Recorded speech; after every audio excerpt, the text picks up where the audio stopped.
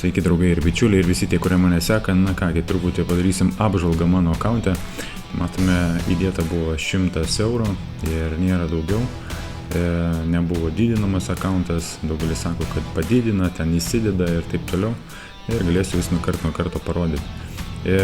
Taip pat yra atidarytos 4 pozicijos, užėjimai nuo struktūros, nuo suporto. Ir priėmiau sprendimą įeiti į rinką ir dabar uždarinėja poziciją. Ir matome, kad yra virš 200, bendrai jau uždirbta, tai realiai virš 100%. Ir štai uždaryta pozicija.